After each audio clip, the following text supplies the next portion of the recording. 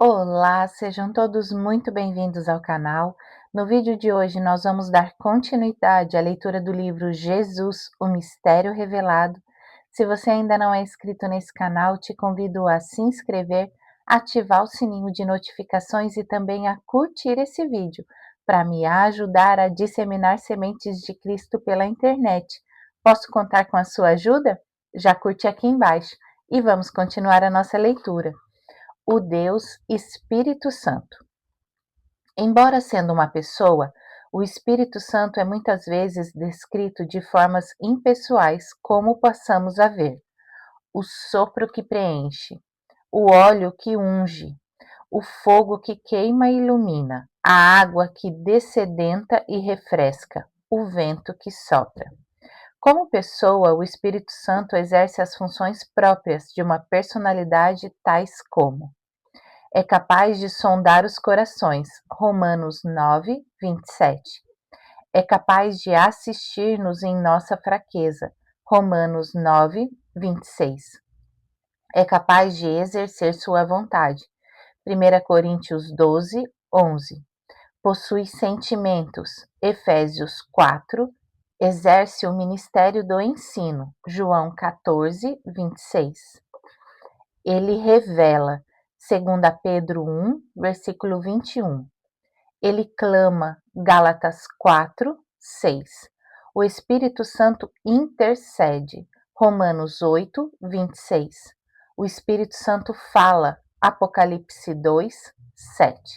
Ele ordena. Atos 16, dos versículos 6 a 7.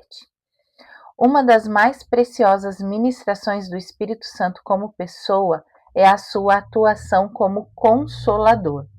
Consolador é o título que o Espírito Santo recebe do próprio Senhor Jesus. Em João, capítulos de 1 a 17, o texto em que Jesus introduziu o conceito de Consolador, referindo-se ao Espírito Santo, torna ainda mais profundo o seu significado.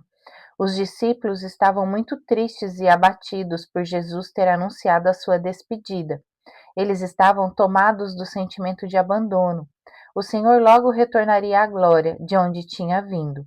Que nos assistirá? Quem nos assistirá quando ele partir? Quem nos ensinará e nos dará direção? Como podemos realizar nosso trabalho sem ele? Como enfrentar os inimigos longe dele?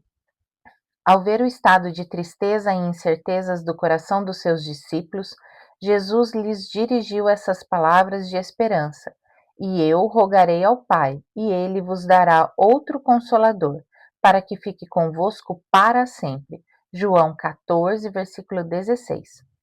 Consolador, paráclito, no grego, quer dizer uma pessoa que fica ao lado de outrem, com o propósito de ajudá-lo em qualquer eventualidade, especialmente em processos judiciais. Era costume nos antigos tribunais as partes comparecerem ante o juiz, assistidas por um dos mais íntimos amigos, que no grego eram chamados de paráclito, e em latim advocatus. Esse paráclito ou advogado assistia a seus amigos não por recompensa, mas por amor e consideração.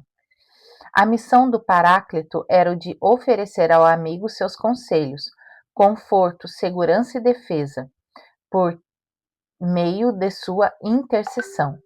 Orientava seus constituintes sobre o que deveriam dizer e como deveriam agir.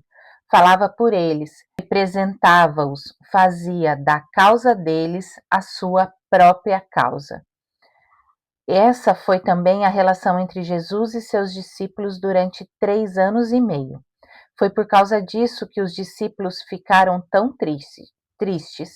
Jesus então os consolou com a promessa do Paráclito divino, o Consolador, que os assistiria quando o Senhor partisse. O Espírito Santo lhes seria o amigo invisível, exatamente o que Jesus fora para eles em forma de homem visível. A unção do Espírito Santo. Isaías 10, 27, Atos 2, 33, Tiago 5, 14 e 15, Lucas 4.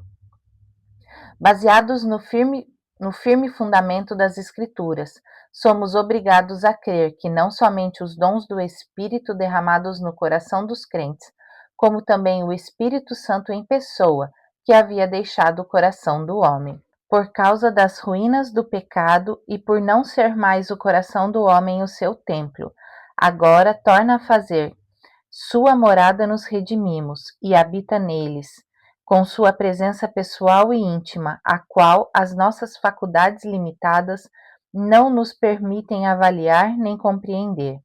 É o suficiente saber que o fato nos é claramente ensinado nas Escrituras Sagradas, não obstante a nossa incapacidade em compreendê-lo ou explicá-lo a nós mesmos ou a outros. Dr. Simeaton.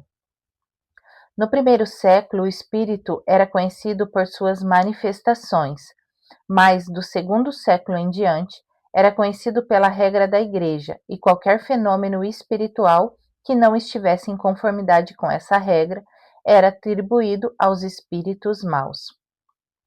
As mesmas causas nos tempos modernos têm resultado em descuido na doutrina e da obra do Espírito Santo, um descuido reconhecido e lamentado por muitos dirigentes religiosos.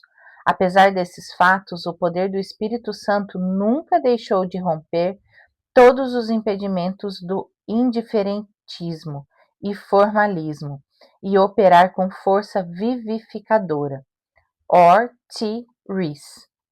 Das peculiaridades e ministrações do Espírito Santo, espero que nos detenhamos naquela que poderíamos denominar de a unção do Espírito Santo.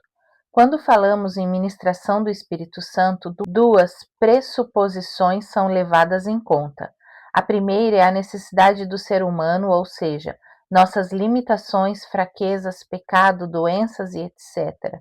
A segunda é a suficiência divina, a capacidade e disponibilidade do Espírito Santo suprir nossas carências. O texto de Isaías 10:27 traduz nossas carências por duas palavras, a saber, peso e jugo. Peso sobre os ombros e jugo no pescoço. São os sofrimentos, o mal, as doenças, o pecado em suas múltiplas formas, que oprime a humanidade em geral e até mesmo os cristãos em particular. A obra do Espírito Santo na vida das pessoas é realizada na área moral, como fruto do Espírito, na área carismática, promovendo dons sobrenaturais, na área intelectual, trazendo conhecimento e inteligência, na afetiva, curando a alma ferida e restaurando relacionamentos, na área física, operando milagres de curas, na vida global da igreja, promovendo unidade, serviços e expansão. A operação do Espírito Santo ocorre como lhe apraz, visando um fim proveitoso, e sempre traz os mais doces frutos de alegria, cura e restauração. Mesmo não nos sendo possível saber tudo sobre a divindade, ou o Espírito Santo em particular, temos vistos os resultados, como de um vento que sopra, como um fogo numa floresta, como um rio que corre, como óleo que unge, trazendo alívio e consolo. Vamos escolher uma das figuras do Espírito Santo para nosso benefício nessa ocasião tão esperada. A figura do óleo que representa o Espírito Santo. Nosso texto básico é Isaías 10:27. Acontecerá naquele dia que o peso será tirado de teu ombro e o seu jugo do teu pescoço, jugo que será despedaçado por causa da gordura. Vamos terminando a nossa leitura aqui por hoje. Desejo a todos vocês uma abençoada semana e até a nossa próxima leitura.